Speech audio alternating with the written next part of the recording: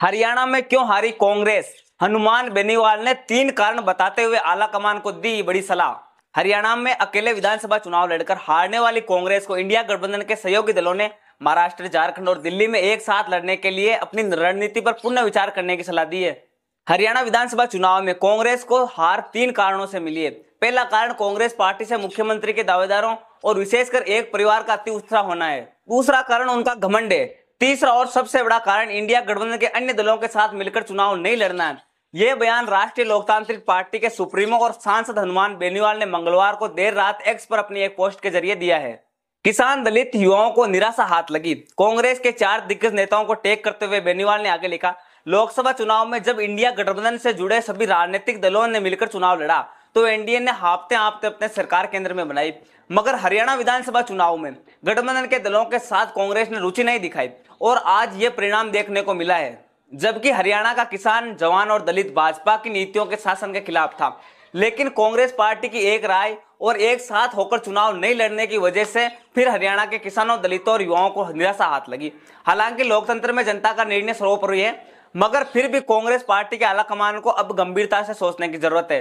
किसी को भी अति आत्मविश्वासी नहीं होना चाहिए। इससे पहले आम आदमी पार्टी के संयोजक और दिल्ली के पूर्व मुख्यमंत्री अरविंद केजरीवाल ने पार्षदों को संबोधित करते हुए कहा कि हरियाणा के चुनाव नतीजों से सबसे बड़ा सबक यही है कि किसी को भी चुनाव में अति आत्मविश्वासी नहीं होना चाहिए। किसी चुनाव को हल्के में नहीं लेना चाहिए। हर चुनाव और हर सीट मुश्किल होती है। हरियाणा में सीट बंटवारे को लेकर मतभेद के कारण आप कांग्रेस के साथ गठबंधन करने में विफल रही है। हरियाणा चुनाव परिणाम में महाराष्ट्र पर असर नहीं। वहीं शिवसेना नेता प्रियंका चतुर्वेदी ने कहा था कि हरियाणा चुनाव के नतीजों का महाराष्ट्र में कोई असर नहीं पड़ेगा, जहां अगले महीने चुनाव होने की संभावना है। हालांकि उन्होंने इस बात पर जोर दिया कि कांग्रेस अपनी चुनावी रणनीति पर फिर से विचार करें, क्योंकि हरियाणा में भाजपा के खिलाफ सीधी लड़ाई में कांग्रेस उम्मीदों से कमतर प्रदर्शन कर सकी। कांग्रेस महाराष्ट्र में सीट बंटवारे के लिए शिवसेना और शरद पवार के नेतृत्व वाली राकंपा के साथ बातचीत कर रही है। कांग्रेस ने सहयोगियों को याद दिलाया गठबंधन का धर्म। कांग्रेस ने हरियाणा विधानसभा चुनाव के बाद मंगलवार को महाराष्ट्र में अपने सहयोगियों गठबंधन धर्म की याद दिलाई। उन्होंने कहा कि लोकसभा चुनाव में प्रदेश में सबसे बड़ा दल के रूप में उभरी थी।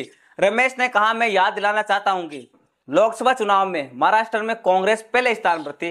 गठबंधन का एक धर्म होता है, जो आपसे की बात होती है वो एक दूसरे से बोलते हैं, मीडिया के माध्यम से नहीं बोलते। महाराष्ट्र में गठबंधन को मजबूत करना हमारा कर्तव्य बनता है और हम अपने साथी दलों के बारे में कुछ नहीं कहेंगे। पूर्व डिप्टी सीएम से लेकर स्पीकर तक ये नेता हारे चुनाव। बताते चले कि कांग्रेस की हरियाणा में इकाई के प्रमुख उदयभान विधानसभा अध्यक्ष ज्ञानचंद गुप्ता और पूर्व मुख्यमंत्री दुष्यंत चौटाला ने उन प्रमुख नेताओं में शामिल है जो हरियाणा विधानसभा चुनाव में अपनी सीट पर हार गए।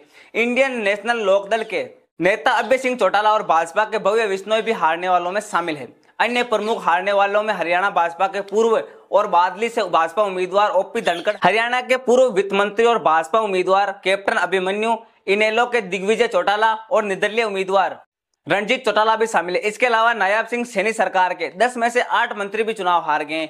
इनमें असीम गोयल, सुभाष सुधा और कंवरपाल शामिल है। वहीं दूसरी ओर सत्ता विरोधी लहर को दरकिनार करते हुए लगातार तीसरी बार भाजपा सरकार बनाने के लिए तैयार है।